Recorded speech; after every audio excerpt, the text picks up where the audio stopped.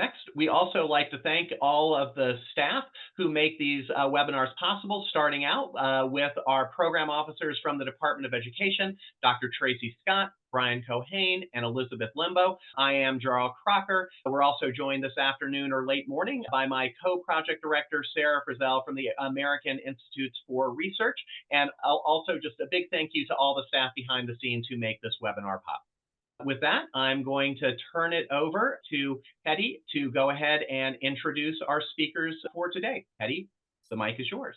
Thank you so much, Jarl. Thank you, SEAC. Thank you, Department of Education, for making this webinar possible. It is my pleasure to introduce two amazing Chief State School Officers who we have on this webinar because we think they offer such inspiring examples of what is possible. We are joined by Dr. Arsenio Romero. Dr. Romero is the Secretary of Public Education for New Mexico. He is a native New Mexican. So one of the things you'll see about both of our speakers today is they are so grounded in their states. Dr. Romero is not only a native New Mexican and the son of an educator, but he has had every local role, right? Principal, curriculum, head of a curriculum instruction, superintendent, and now he is using his vision and his leadership and his commitment to his state to lead the State Department of Education. We are also joined by Commissioner Charlene Russell Tucker, who I have had the privilege of working with for over a decade now, though my hair is much grayer than hers. Some way she will tell me that secret. But what's so amazing about Charlene has been her dedication to this work on attendance and engagement, to data, to family engagement. And one of the things I've seen so benefit the work is the fact that Commissioner Russell Tucker has held virtually every job in the Connecticut State Department of Education. So she knows so many of the ins and outs of how to get things done, how to both lay a vision and then move the kind of strategy and action that it takes. So between the two of them, the combination of local to state, within and across departments, is just so invaluable in helping to create this all hands on deck approach. And the other thing I know about both of them is their deep commitment to community, to hearing from youth, from families, and to partnering with all the agencies and community organizations that can help make a difference. So with that, let's keep going. Just so you get a quick preview, we're going to talk a lot about and hear from them about making attendance a shared priority. How do you make this sustainable by integrating attention into your existing kinds of strategies? How do you make sure that you're supporting all students, all districts and schools? And how are you revising and aligning attendance policies so that you're doing what works and making sure that you're building in long-term sustainable approaches? Next slide. And I'm going to start just really quickly before we turn to our two speakers to give a quick overview of where we are nationally. So if you go to the next slide, chronic absence, as many of you are all aware, has nearly doubled. And the last federal data, which is for 21-22, shows that it went to almost 15 million kids. And the state data from 22-23 shows only a slight decrease. Next slide. And the challenge that we're seeing is that it's not just the nearly 1 out of 3 kids who are chronically absent. It's the nearly 2 out of 3 students who now are in a school where 20% or more of the schools in their school building are chronically absent. And when chronic absence reaches that high of a level, the impact affects everyone because it makes it harder for teachers to teach, set classroom norms, and kids to learn. And this is a huge increase from prior to the pandemic. Next slide.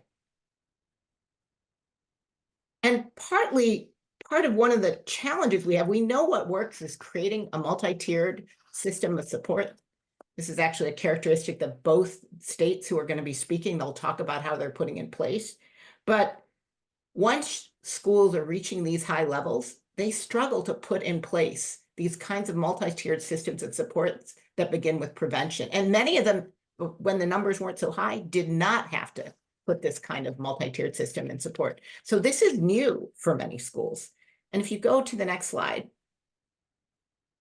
you can see that there are many schools who just hadn't experienced this kind of levels of chronic absence prior to the pandemic, who now are.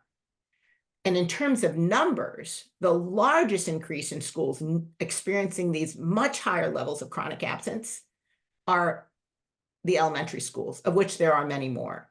And so this is fundamentally changing how we have to think about who we have to equip to really take a comprehensive approach to improving attendance. Next slide, please. And we also know that the challenges of high levels of chronic absence are especially exacerbated in our high poverty communities who have been deeply affected by the health and economic and social impacts of the pandemic. Now you can see from this, 69% of the schools with the highest level of poverty have 30% or more of their students chronically absent. Next slide. And what this means for states is they have to both address the fact that chronic absence now is widespread.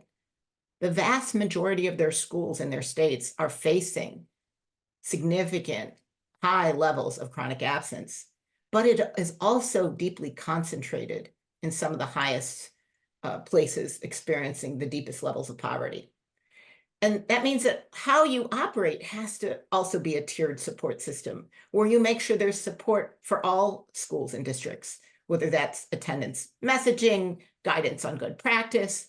Then you're providing more support for those districts with higher levels of chronic absence, maybe deeper investments in programs like home visiting, or really leveraging your intensive high dosage tutoring or your expanded learning or your community schools. And you're equipping them to create teams to address attendance. And then even doing more intensive work in the places where chronic absence is even higher. Next slide. This is really taking a systemic approach to change where we make sure there's actionable data supported by positive engagement, not punitive action in response to that actionable data, building strategic partnerships because this is beyond the capacity of just schools to address, ensuring you have adequate and equitable resources, knowing that some places need more, having shared accountability. This is not about blame. This is about how we can work together to take this all hands on deck and build the capacity so we can respond to the actionable data that now exists in states. So next slide. And just, this is something you can do also afterwards this webinar, but if you're wondering whether chronic absence is a challenge and how much of it's a challenge in your district, this interactive, this webpage gets you to both state charts and an interactive map. So that's hopefully more for you to do, because what I want you to really focus on now is the insights and the comments and the vision and the strategies happening in Connecticut and New Mexico. So let's go to the next slide. And just so you guys have a clear about what we're going to do, we're going to start by asking each of our commissioners, our commissioner and our secretary of education, to tell us about their state and why addressing chronic absenteeism matters to them. So we're going to start with Commissioner Russell Tucker. So let's hear about Connecticut. Thank you so much, Hetty, and certainly my appreciation to SEAC and Attendance Works for the invitation to join today's very important webinar discussion. It's also my pleasure to join my distinct colleague from New Mexico, Superintendent Romero, as well. So about Connecticut, let's go to the next slide. Connecticut is home to over 500,000 students within our public school system, supported by over 100,000 school staff. And as you can see from the slide, we're a diverse education system with close to 54% of our students of color, 44% eligible for free or reduced price meals, close to 18% students with disabilities, and close to 11% English language multilingual learners. And so I share this. So by the way, you see our logo this year. It's Infinite Possibilities is our theme for education in Connecticut. I share this because it is my strong belief that foundational to the success of all of the 512,652 students is being present and engaged in learning every day. As I often say, attendance is a precursor to engagement, which is a precursor to learning. And what we know is that attendance or absent of it is one of the earliest indicators of our students possibly disengaging from learning or eventually going to be disconnected from school altogether. And in high school, we know how important it is for credit accumulation in high school graduation. So bottom line, attendance matters. And this is why Connecticut has tracked chronic absence. As Hetty told you, we've known each other for a while, since 2012, and included it in our school accountability system. And we continue to make sure it is pivotal point of the work that we do. So if you go to the next slide, and by the way, all the data slides that I'm going to share right now are Connecticut specific absence data that's also available on our EdSite data portal. But prior to the pandemic, our chronic absence rate was as low as 9%. We're picking it up here at 10%, but it was as low as 9%, about 50,000 of our students, or, of the 500,000 plus. And this was really a call to action when we recognized that was happening. We had the whole community working together, including elected officials, to take steps to address it. There comes the pandemic. However, we saw statewide chronic absence rate jump for all students to 12.2% in 2019-2020, 19% in 2020-21, and it continued to grow through 21-22 to 23.7%. And I started out with about 50,000 students, about 117,000 students being chronically absent. So you can see, and you can see from the high needs rates as well, that those rates trended higher. The rapidly increasing levels that we are experiencing meant we needed to really urgently expand all our efforts. The promising news, thanks to the hard work of our districts, our community partners, and our entire education system, is that the rates are declining. And as you can see, from 23.7% in 21-22 to 20% in 22-23, resulting in approximately 18,000 more students regularly attending school. Next slide. It is important to disaggregate the data by student groups, as we know, to help determine impact and to determine potential interventions. And the slide you're looking at right now is actually showing month by month data, because we do collect data on a monthly basis here in Connecticut.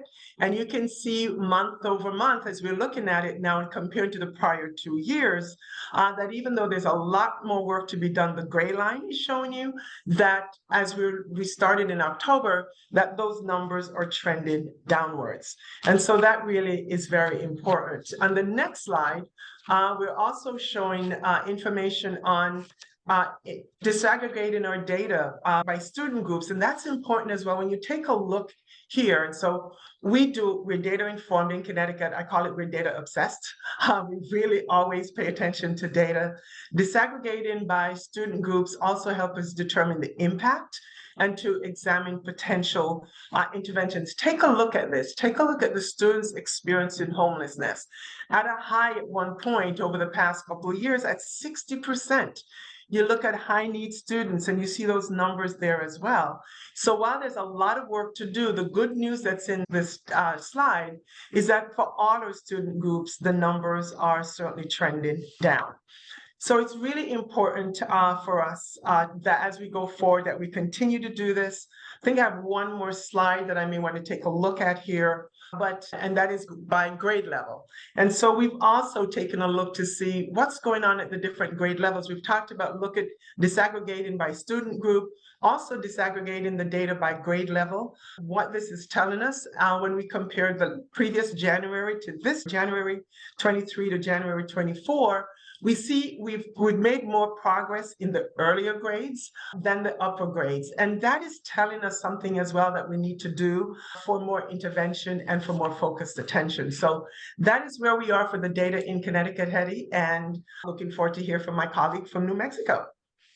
Thank you so much, Commissioner Russell-Tucker. I think your presentation and the data-informed nature really gives us clues about what's starting to work, where you're starting to see progress. I want to just call out that it was really impressive that you are starting to see reductions for the highest needs kids. That requires real intentionality. And now we get to turn our attention to New Mexico. I will say we intentionally organized a webinar where we would have two states. Connecticut has been at this a long time. When Commissioner Russell Tucker talked about her 9% before, that was actually an accomplishment because she had decreased it several percentage points for the years before, and then the pandemic hit and you had to kind of think about how to do that all over again and in this new context. But New Mexico is much newer to this work, and we think it's important for people to both hear from someone who's more of an experienced old hand on this, as well as what does it mean to take this work on now in this new environment and launch it with a vision for what's possible. And so with that, Dr. Romero, please tell us about New Mexico and what are you seeing about your data? Hetty, thank you for having me here today, Commissioner. It's so great to see you again. And I think this was a really good intentional way to be able to share two states. And so just a little bit more about that. We've got one on the East Coast. We've got one in the southeast part of the country.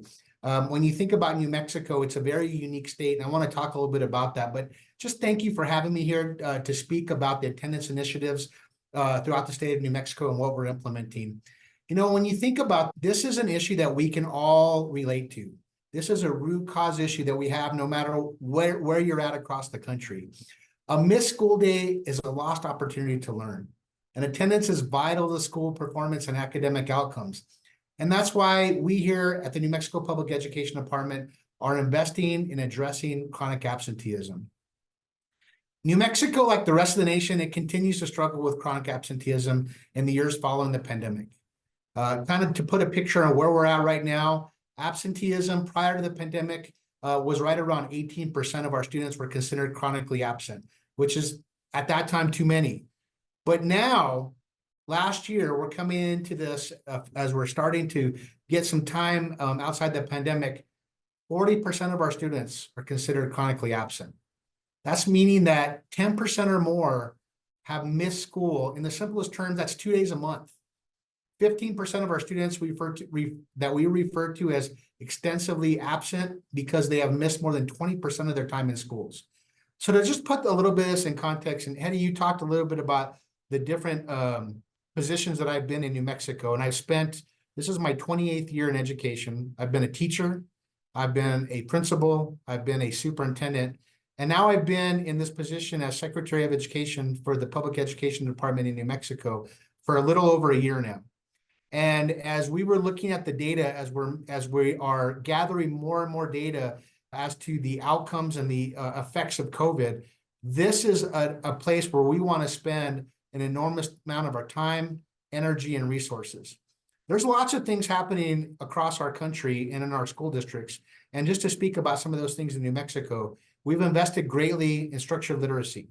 We've invested greatly in career technical education, innovation zones. We're really starting to just dive into the power of artificial intelligence and how that can support our schools. But no matter what I talk about right now, from early childhood education to the innovation that we have in K-12 education, to the opportunities we have for students that graduate to be able to go into the workforce or go to school at a 2 or 4 year institution in New Mexico, essentially for free through our opportunity scholarships. None of that has the kind of positive outcomes that we need because they need to be in school every single day. We need to be able to solve the issue of chronic absenteeism. And so nothing else is going to have the full impact until we can resolve this issue. The reason for students not attending schools, they vary. When you think about New Mexico, it's a big area statewide. We've got along the southern part of the state, our border region, where we have direct partnerships with Mexico and with our border areas. If we get to the northern part of New Mexico, we have 22 tribes, pueblos, and nations that all have different needs. And of course, we have along the middle of the Rio Grande Valley, we've got Santa Fe, we've got Albuquerque, we've got Las Cruces, which are our urban centers in the state. And so because of that, we've had to think very uniquely about how we're approaching this issue, because in every community, every family, it's a little bit of a different issue. As you can see from our demographics, we serve over 305,000 students with a large percentage requiring specialized services.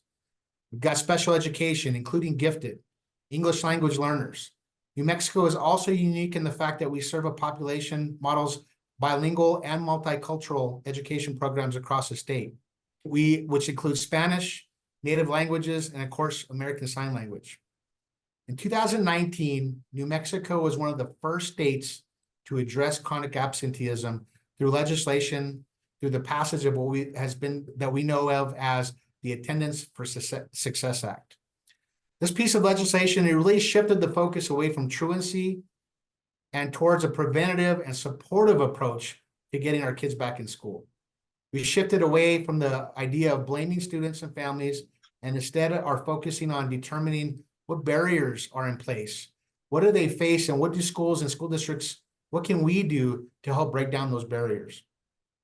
Dr. Barrow, I'm going to make a quick suggestion because we had a few slides here that were just about your demographics, but we then had a slide that was actually about what you're doing in New Mexico. I'm going to suggest we're going to keep going and actually shift over and have you go from your discussion of New Mexico to the slide on what you're doing. And then Commissioner Retheltine, we're going to come back and have you talk about what Connecticut is doing. So if you can, the person who's shift over to slide 35, let's just, So you were mentioning that you've got your Attendance for Success. So why don't you go ahead and talk about some of the key things that are happening in New Mexico as you launch this work?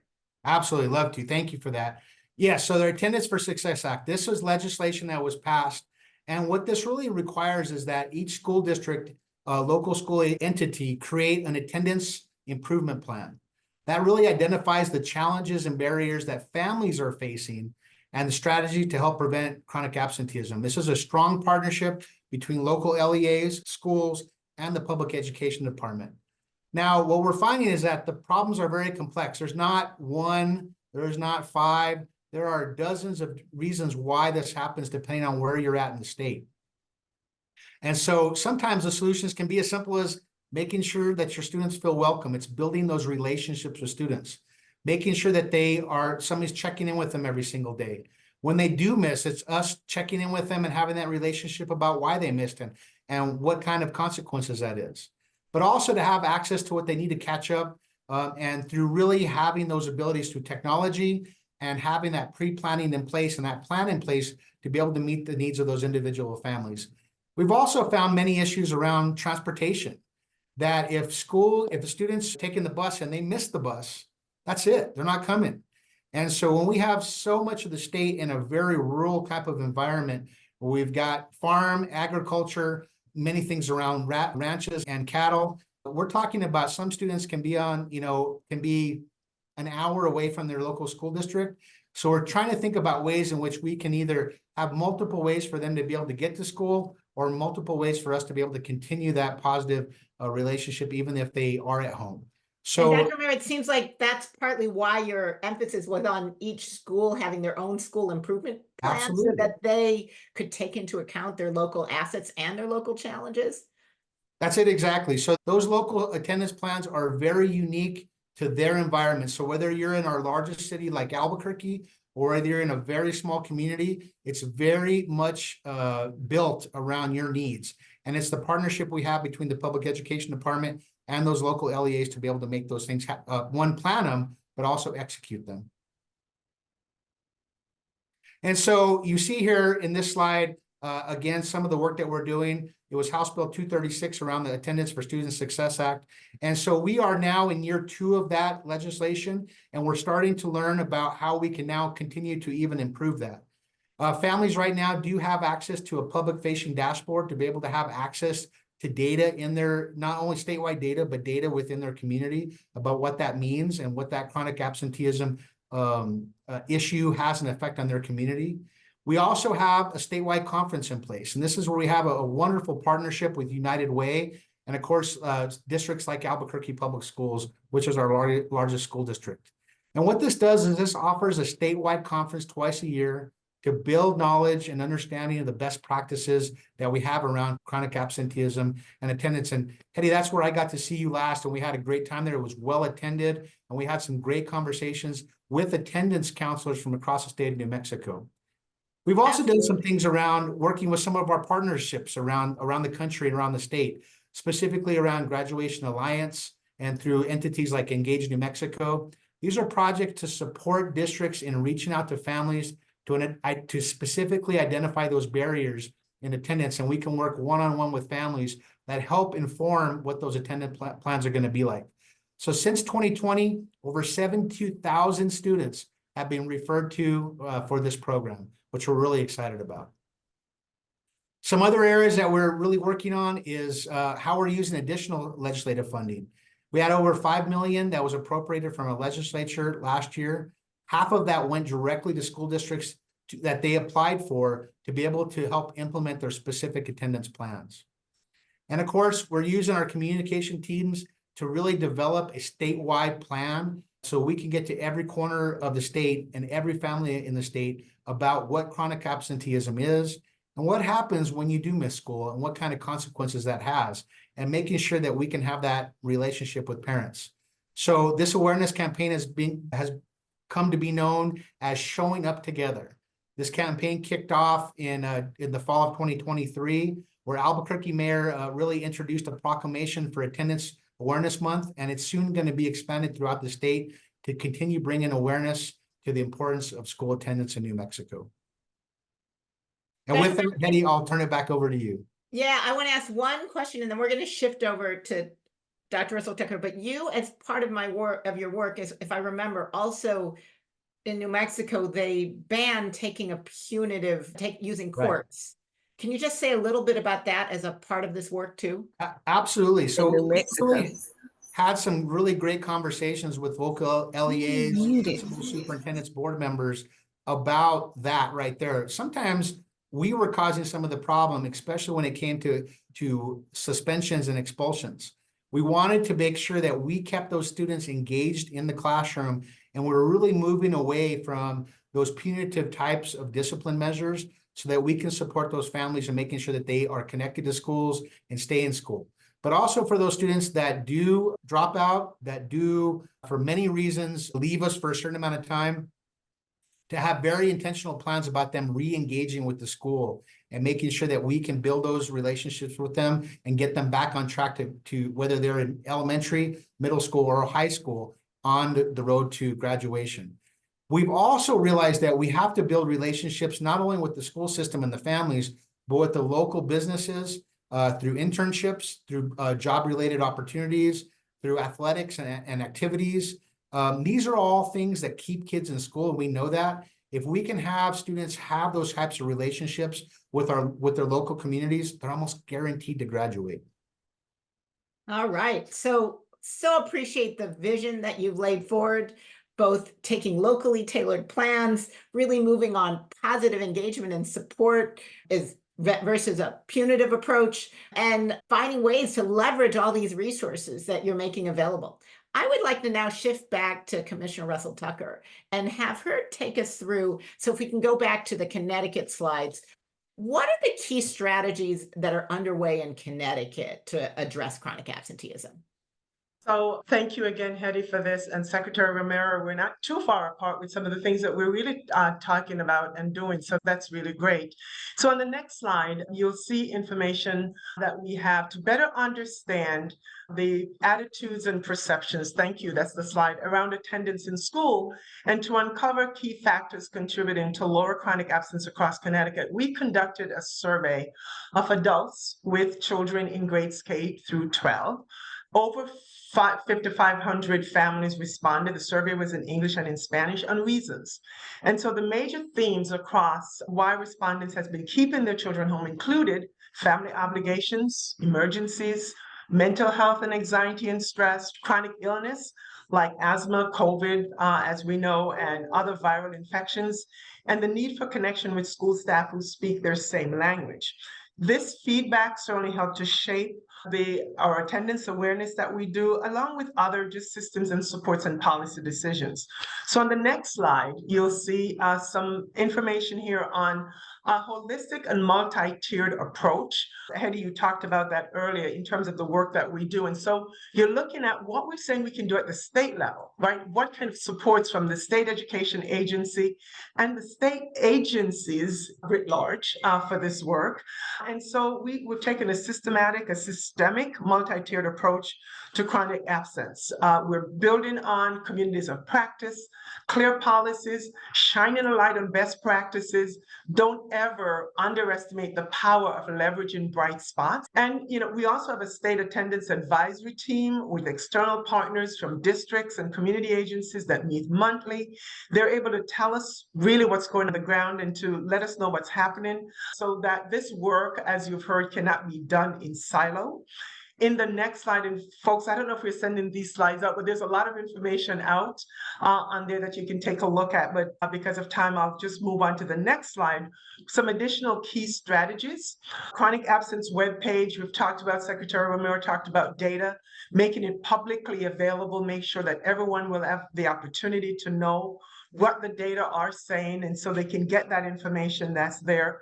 But I want to amplify this Talk Tuesday, which is a virtual information sharing session that we've been doing now for some time, that provide districts and school staff an opportunity to get together to really talk about issues and to address what's happening. And we've been doing that with a lot of great attendance. Attendance Works help us with peer learning networks that we do as well, embedded coaching, and all the work that we're doing. The campaign is School is Better with You campaign that we're doing. And I'll go right into this other program that we're doing, which is LEAP, but also to say we use the data to really determine what are the work that we need to do. So we did a research brief on high school bright spots for reducing chronic absence. We've recently done a high school affinity group where participants share and learn together and improving high school attendance. And we've just kicked off one with kindergarten attendance affinity group. So we're using the data to inform us. But the next slide that I want to pull up is really to talk about our learner engagement and attendance program that was launched in 2021 by our governor with the Department of Education, underway in 14 high needs districts, with more to come. And I don't know if we have any of our districts on this webinar with us, but we're so appreciative of all their work. So what is LEAP? It's a research-based relational home visiting model proven to increase student attendance and family engagement. Home visitors, they knock on doors, they're doing home visits to re-engage our students and to really, not only that though, but find out what are those barriers, what are those resources, what is it that they need? And it is really supporting and creating trust in relationships with families through this relationship partnership with families.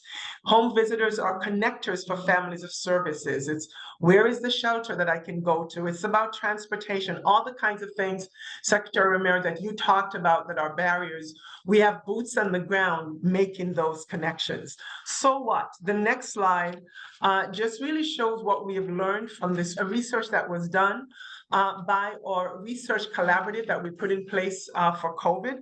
That's helping us making sure that we know the impact of our ESSER investments. And so they evaluated the LEAP program, and what you see on the screen really is the impact. A month after the visit, a 4 percentage point increase in attendance. 6 months, you see a 10 percentage points for pre-K through grade 5, and 20 percentage point increase 6 months after the initial visit for students in grades 6 through 12. And you can see on the slide as well that in-person visits were much more impactful. So wanted to just share that with you. There's a lot more happening in Connecticut, but that is one that we're really very proud of, the impacts that's there, and others are really trying to learn from this, the LEAP program as well. So Hedy, why don't I pause there and turn it back to you as well? Well, thank you. And I think what it shows, Charlene, what you're doing in Connecticut, which has been building over time, is how you've really created, you can just leave it on the slides where they are right now, a comprehensive approach, and your LEAP efforts build upon that approach by helping you to deepen and expand engagement where the data shows just the regular tier 1 isn't sufficient. It's so impressive about how you all have been able to do this. I want to just check. I actually would love to shift to asking both of you about where you see, and maybe what we can do is take off the slides for a moment, shift, unless Dr. Romero, there's something that you really wanted to speak to the New Mexico slide now that you've heard. But I'm actually wondering if we can just have the three of us highlighted and engage in a little bit more of a dialogue, and we can also create spaces for people. So I want to be able to go to some of the questions in the chat and also have a chance for us to talk to each other. Both of you actually have home visiting. I think, Dr. Romero, you also have the Graduation Alliance. That's kind of a home visiting approach, yeah? Correct. That's absolutely right. There's a question in the chat, which is, what are some of your guidance? How do you, when you're having people do home visits, I think there's home visits and there are home visits. Some can be even punitive in nature versus relationship building. So let me start first with Charlene, because you just talked about LEAP. What's the guidelines? How do you ensure that's an effective home visit? And then I also want to ask the same question to Dr. Romero about how they're doing that in New Mexico. So another great question, Hetty, and we have a hub that is supporting our home visitors. So it's not a kind of arbitrary, go do what it is that you need to do. But we do have folks who are helping to make sure that there are guidelines and guidance about what you do and how do you make the connection. Like you don't go alone, and are you meeting at a family's home, or are you meeting them out in the community, in the neighborhood? And so there is a mechanism for all these home visitors to continue to kind of learn from each other, but also be supported in the work that they're doing, so that there's some consistency about what is happening within these home visits. And that is really very important. And as part of that, is there guidance about what should be discussed? So the question in the chat was, or in the Q&A was, is it focused on forming relationships or something else? Absolutely about forming relationships. Relationship matters, right? And so that is the concept. It's how are you, right? It's really about that piece that I see the benefits from this visit. Yes, we're getting students back in school, but it is about, we're knocking on your door because, you've done something wrong, but it is about how do we support you to understand, number one, the relationship. What is it that you need? And if you do that, folks are more likely to share with you what the challenges are and what the helps and supports that they need. So it's relationships first.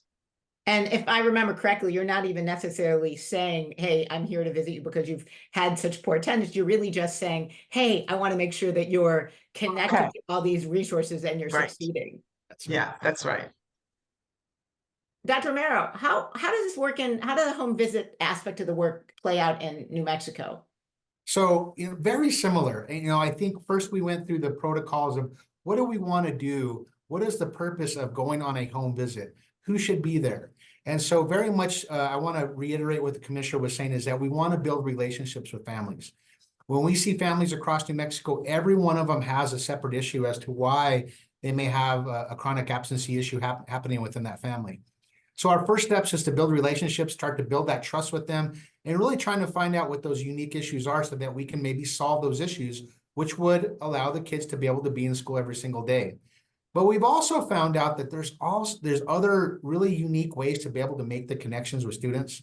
So absolutely our go-to is, being able to visit them in their community, in their setting, whether that be home, at their home or within their community somewhere. But we've also looked at using social media. We can really find out a lot about that student and what they're going through by having the connections with social media, but also having that direct contact with them. And of course, everybody has their cell phones, right? And so that's another tool that we found to be very effective through texting and having that kind of relationship also. When we roll all those things into play, we really start to get a good picture of what those families' needs are and how we can individually support them and their family as we move forward. So then I want to ask another question on this. So it feels overwhelming sometimes to say we're going to do it kid by kid.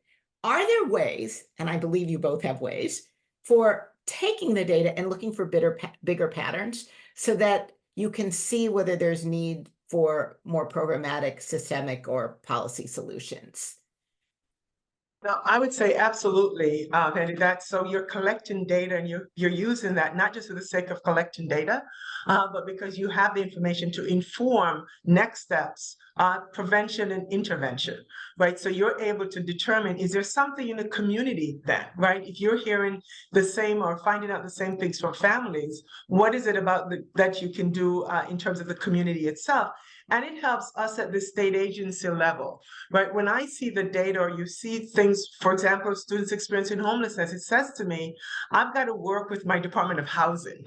I've got to work with, the larger systems to try to pave the way to support families and to support whole communities. And so this is not a silo sport by any stretch of the imagination, but you use the data to inform kind of those macro level shifts that you need to be making. And if I'm remembering correctly, what you have with LEAP is you actually have, every time a home visitor goes and does a visit, they're doing a needs assessment, putting all that information into a data system that then allows you to see. I'm remembering, like, in one of your communities, the challenge was there wasn't Spanish information in Spanish for families to get access to resources. So you can see those programmatic efforts. And I think, Dr. Romero, you have a similar approach with Grad Alliance? Absolutely. So we use them in a number of ways to be able to be very specific about that. But yes, as we collect data, we want to be able to kind of put those in buckets with some of the common issues that we have. So I mentioned earlier, like transportation. That's been one of our root areas that we want to really get into the weeds on, is making sure, why are so many students having issues with transportation? How can we adjust that? How can we set up second bus routes just to get kids to school? And so as we do that kind of work, we're learning more and more about how we can individually meet the needs of those students across New Mexico. I think about the other partnerships that we have and how so all of this not only informs how we can support chronic absenteeism, but it also allows us in where we can actually fund other supports across the state that will have a positive impact on a chronic absenteeism. So we're braiding ideas and funds together. So we know that if students have a reason for being in school, they've got a good relationship with teachers, with counselors, with principals and school leaders, that's a positive. If we have reasons for students to be able to be connected to CTE programs or athletics or activities, those are reasons people want to be in school also. So these are all larger conversations that we have as we are collecting data about why students are having chronic absentee issues, allows us to inform all the other things and the other programs that we have to better support students across New Mexico. So it sounds it's both about expanding opportunities for engagement while also addressing barriers like transportation or like maybe health that could prevent kids from being there. I want to ask then another question. Some of the work is really requiring interagency collaboration. Yes. And you all, as commissioners or secretary, are uniquely positioned to try to make sure that this is not seen as a schools alone, but something as a community with public agencies. How is it that you make sure those strategic partnerships are in place? So I can start with, it starts at the highest level of leadership in our state, and it starts with our governor, whose construct for his state commissioners, you work together, right? We can't solve issues in silos. And so just going, LEAP program was initially funded by the governor's education funding, like $10 million, right? That received for pandemic relief. And so that was such a great concept to have our governor, right, basically saying attendance is something we need to pay attention to and continue to fund it and be very much engaged. We've done visits together. And so taking the data again, Hetty, then I'm able to talk to public health, right? When we see health issues, when we go right to a public health agency to set up, systems that can be helpful locally. The same is true, as I said, for housing or for social services or for early childhood. When we learn that early childhood, childcare is an issue, how do we work together? And so it's really important. And for any state agencies on the webinar today, that is really important. When I said this is not siloed, I mean that what is the power we can lead through convening. When we invite folks to meeting, Secretary, people usually come. And so there's so much that we can do at this level, and not to take the policymakers out of it as well. And so what is that work with policymakers? And we're able to do that from the seat in which we're leading this work. I love it. And I think, just along those same lines, our governor had a very strong vision about how this should move forward and how we really need to work together within our different agencies in New Mexico to be able to tackle this problem. So absolutely, we have strong partnerships with our Children, Youth, and Families Division, with our public health agencies. We all work together to be able to solve this issue. But I also want to talk about, we're very intentional around what we do from birth to career. Cradle to career, and that's been something that our governor has been very adamant about, that we have a very intentional way in which we're working together through agencies to be able to do this. So a lot of this work is now being done with our early childhood agency, where we are giving students access like they've never had before to early literacy, to supports, not only to the children, but to the families. And so every student in New Mexico now has the opportunity to have access to early childhood literacy. And we see this as going to be very impactful as students now move into K-12 education. Then I want to take us to the other end. We've also been very intentional about what we're doing on the higher ed side of things. What happens when students get to graduation and what do they do afterwards?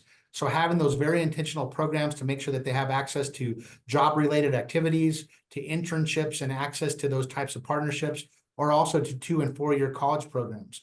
So we're very much taking the approach of what happens from cradle to career and making sure that we have students having the opportunity to have access to early literacy and experiences so that they're more successful in elementary school, kindergarten, into middle school, high schools. We start to really develop those opportunities through job-embedded opportunities, through internships, and dual credit opportunities. So they have a plan of what's going to happen after they graduate from high school. And so we've also gone all in around structured literacy and making sure that students have those types of opportunities from preschool into elementary school and now middle school. So the reason this is important, as we're talking about chronic absenteeism, there's always a reason for these things. And so it's really making sure that you have that root cause analysis conversation so you can back up and really make sure that you're having a positive effect from the moment you have access to those students. And we're seeing that kind of positive impact really playing out now. So even though we are early in the stages into the work we're doing, we're already seeing some really positive outcomes because of this work and the very intentional systems that we've built around this between early childhood, K-12 education, and higher education. I'll jump in, and I know, Hedy, you probably want another question, but that is so important, what the Secretary just said, because that level of intentionality, too many times when we initially talk about chronic absence, we look at what's happening with the family, the community, and which we have to do. So that's really, it's a both and, but we also have to think about what happens inside the schoolhouse doors. So when I get students there, how are they engaged? And so making learning relevant is what Secretary was just talking about. And dual opportunities, it's working to create opportunities for all students to explore multiple career pathways, right? It's working with employers, it's the apprenticeships, it's all of that work that is making learning relevant. And it's also, you talked about literacy. Imagine if you're not, reading if you're not a proficient reader by, say, 3rd grade, and you start falling behind. Think about not having school success and how that impacts wanting to get up every day and be in school. Or if we're looking at exclusionary discipline. So all of these come into play as we think about this work. So it can't be isolated or bifurcated. It is looking at the entire structure when we talk about improving attendance. Absolutely. So that is so helpful. I think it's two sides of the same coin. You got to get kids engaged, families engaged, and make sure they know what's happening in schools. And you have to understand what are the barriers outside of school, because when kids can't show up, it's hard to keep them engaged. There's a question about the difference between looking at chronic absence and excused absences and unexcused absences. How do you think about that? Do you approach it looking at excused and unexcused differently? Do you see it similarly? How do you think about those two issues or ways in which we define absenteeism and how they're connected or different?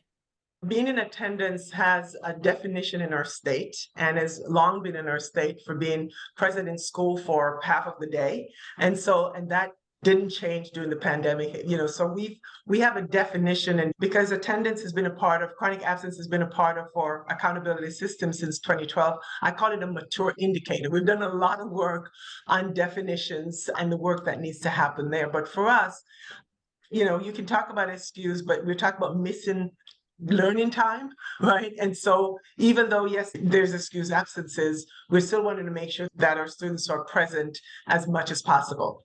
Is a student, is this response different if a student has absence that is excused versus unexcused in Connecticut?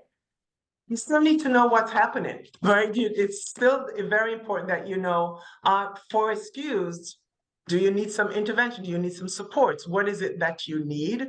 And so I look at it, you're not here, let's find out why, to try to figure out how to support you. And I would point out that in Connecticut, like New Mexico, you also don't use the courts to address unexcused absences. So in that sense, it's still about finding out why kids aren't there, helping families understand why kids need to be there, and then figuring out those barriers. So it seems like what you're saying in this case, you're not really making a differentiation between.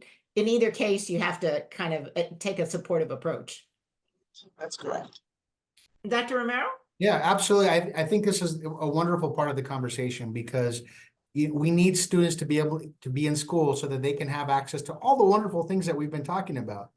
But many times there are reasons why students aren't in school. So you talked about unexcused and excused absences. Really, we have gone to the approach that we need them there, but we're trying to also be responsive to families across New Mexico. So for some of the examples, we have been able to work directly with some of our tribes, nations, and pueblos so that we can build school calendars around their, things that are important within those communities. We've also tried to build relationships so that we can make the connection about what's happening in schools and what's happening in communities so that there's still learning opportunities. We want to be able to be responsive to that. This is a state in which we have much tradition. We can see when things happen across the state of New Mexico. So we're actually being much more thoughtful about how we build school calendars too. And so we've seen a kind of a new approach to, what that looks like from the very traditional, 180-day calendar so that we can really be much more supportive to the different areas of the state. This has been important because we have these wonderful conversations, not only with the school districts, at the state level, and with families, but also the other agencies within the state so that we can be supportive of each other to meet the family's needs across New Mexico. Well, I know we are now at time, and I'm going to have to turn it back to Jarl, but I want to say thank you so much for all your vision, for all your leadership. I know we have a long road to go, but there's also clearly progress happening in both your states that can help to inspire all of us about across the country to keep doing more. Jarl, back to you. Hetty, Secretary Romero, Commissioner Russell Tucker, thank you again for being so generous with your time and your experience, sharing what's going on and all the good work in Connecticut and New Mexico with our audience. We just have a couple of reminders and housekeeping to close out this webinar. First of all, I've dropped the link to the evaluation in the chat. If you could please just take a few minutes to fill out the form. Your feedback helps us make sure that we continuously improve the events that SEAC provides on our technical assistance activities.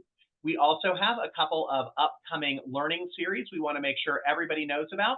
You will receive an invitation to both of these through the registration for this webinar, and these will be announced also shortly by the Department of Education. But the first learning series focuses on promoting attendance early, tackling chronic absenteeism in early grades with a focus on kindergarten. So I would encourage you to take part in this 3-session event. And we also have a learning series focused on serving historically marginalized populations and how to address issues with attendance and chronic absenteeism. That will be starting in June. And again, you'll receive invitations for these series because you've registered for this webinar. If you want to contact the SEAC, If we could go to the last slide. What you see on the screen is the email to contact SEAC directly. So if you have any questions, any follow-up, please reach out to us and let us know. Again, you'll receive a recording of this webinar, all of the resources and the slides shortly after. And again, please don't hesitate to let us know if there's any way the SEAC can support your work. So thanks again once more for all of our panelists and for the great turnout we've had here today. And we hope that you have a great end to your school years and a great summer coming up. Thank you again, everyone. And thanks again to our panelists.